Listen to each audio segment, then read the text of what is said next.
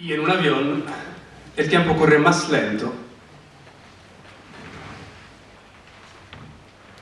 que sentados en el sofá.